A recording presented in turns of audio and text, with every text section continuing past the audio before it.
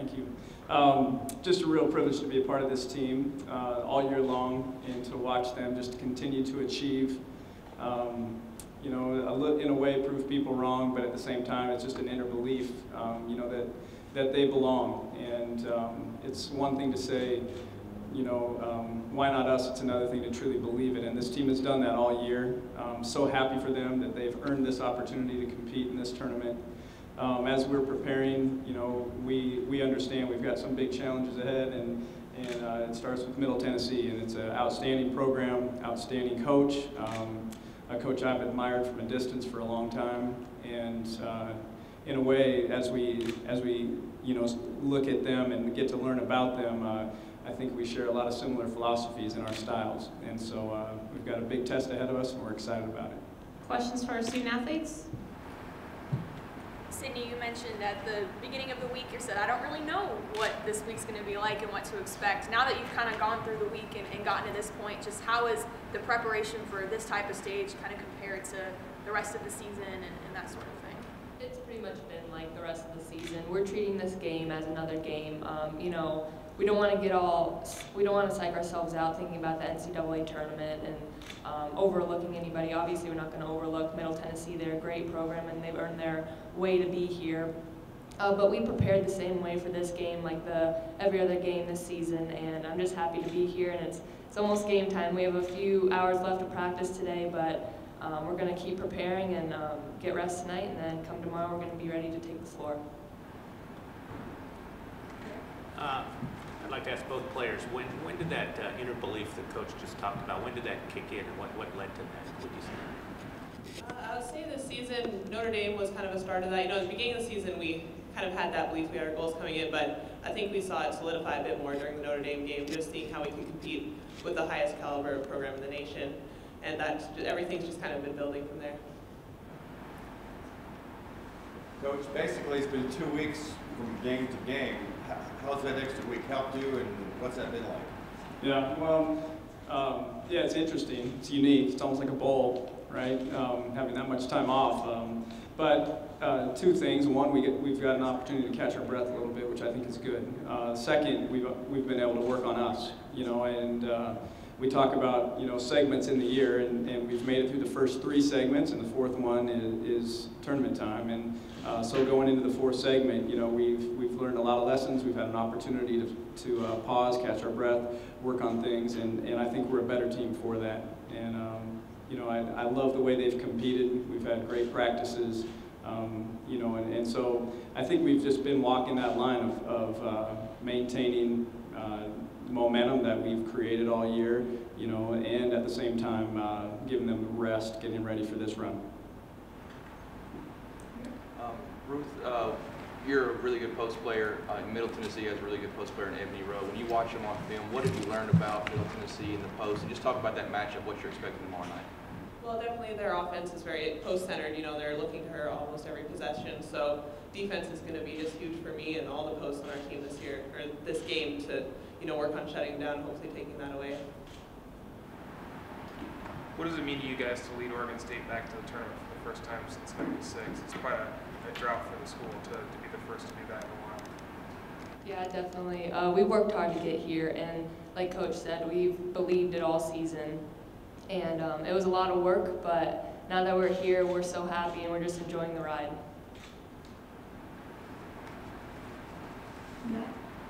Cindy, basketball is obviously your comfort zone, but what was going through your mind today when you had to try to catch that salmon at Pike Place Market?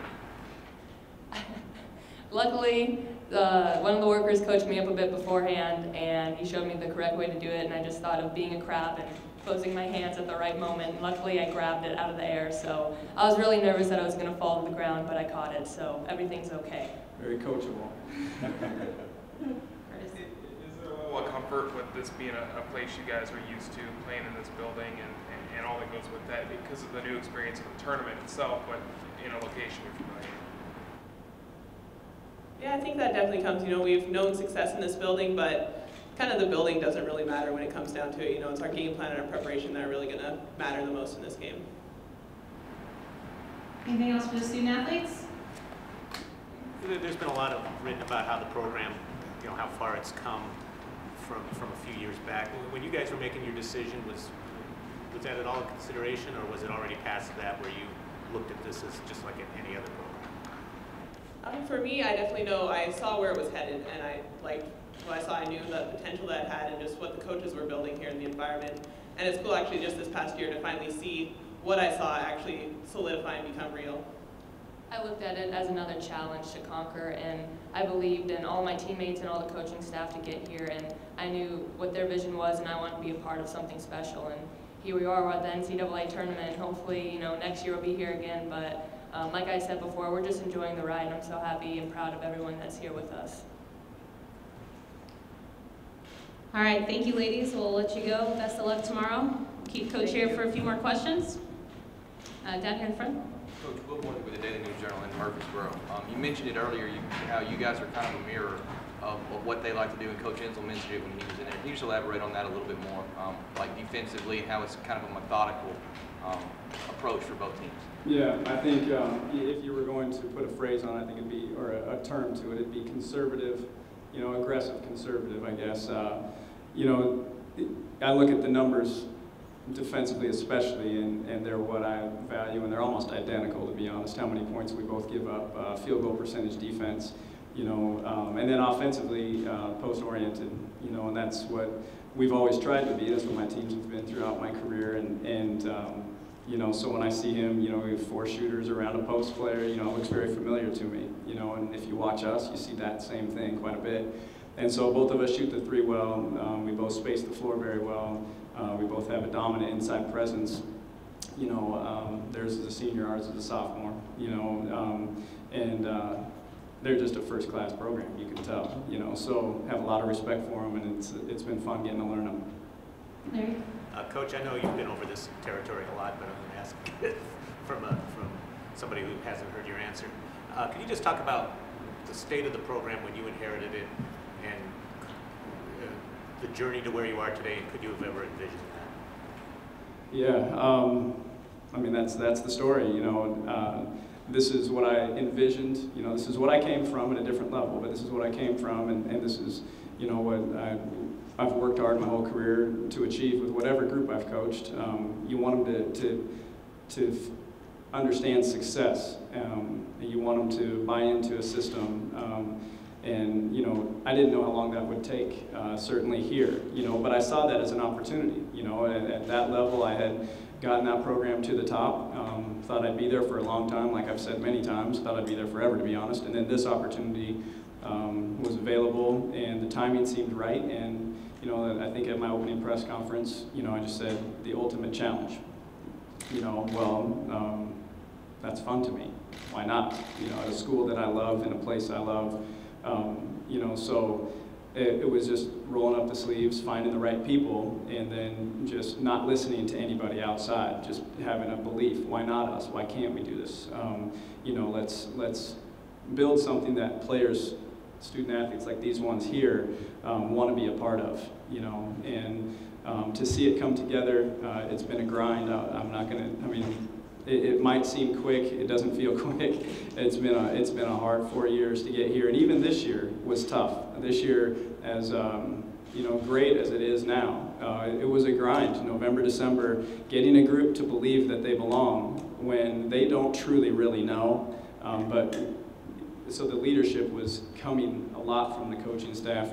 We had to keep convincing them that they deserve it, convincing them that they could be an elite program, and then now to see that belief happen and that switch to be flipped within their minds has been extremely rewarding, and so to watch our fan base who's stuck with us, they were there from day one, to be rewarded, and then our last game, I'll tell you guys, it was one of the most surreal, amazing experiences of my life to walk out into Gill and have 5,000 people, over 5,000 people there going crazy for our program, for these student athletes.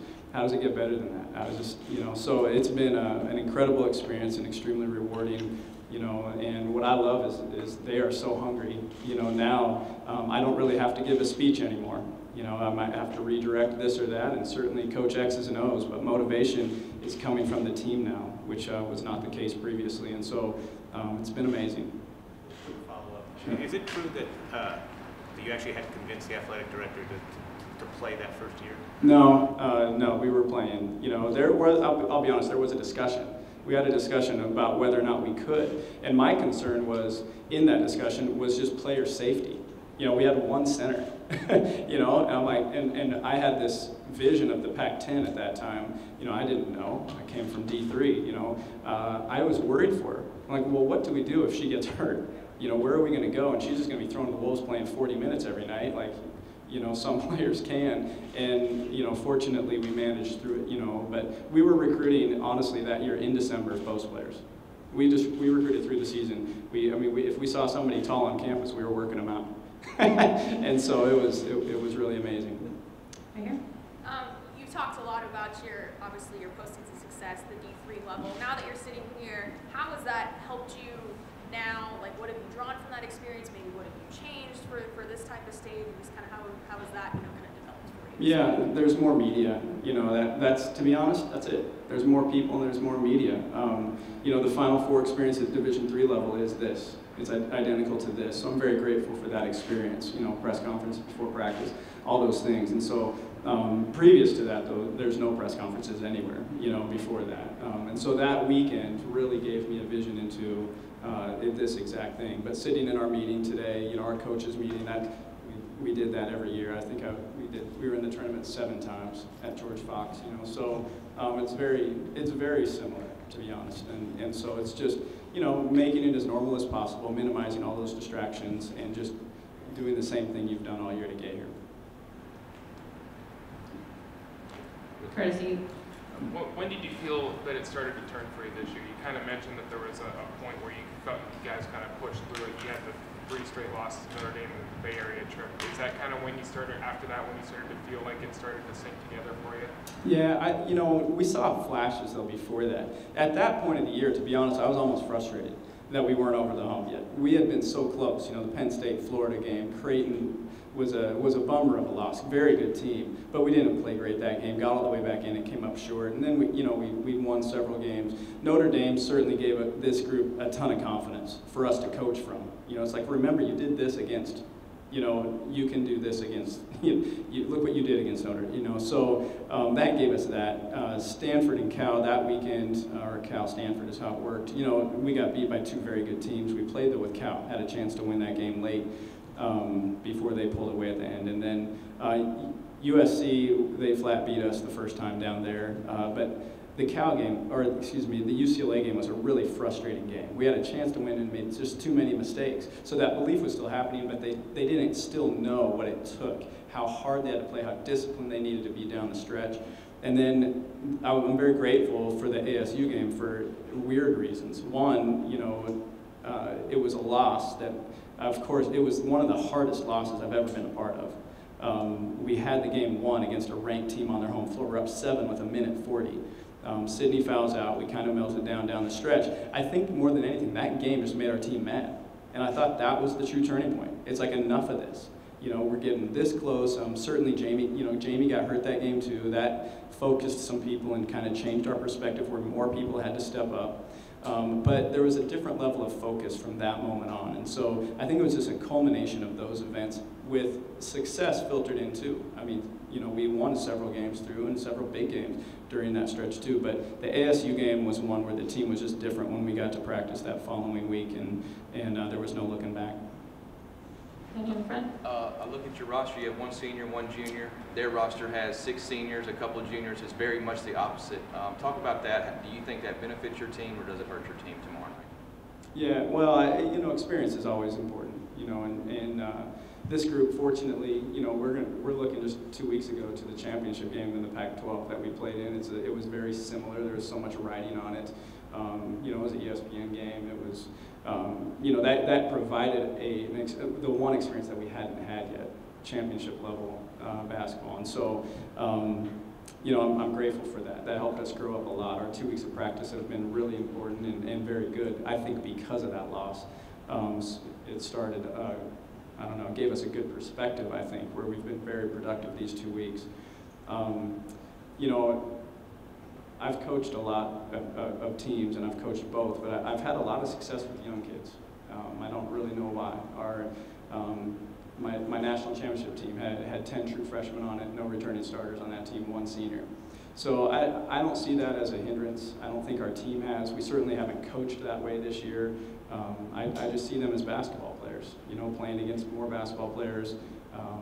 And pretty soon I think the experience thing goes away and you just play. And that's what I anticipate tomorrow.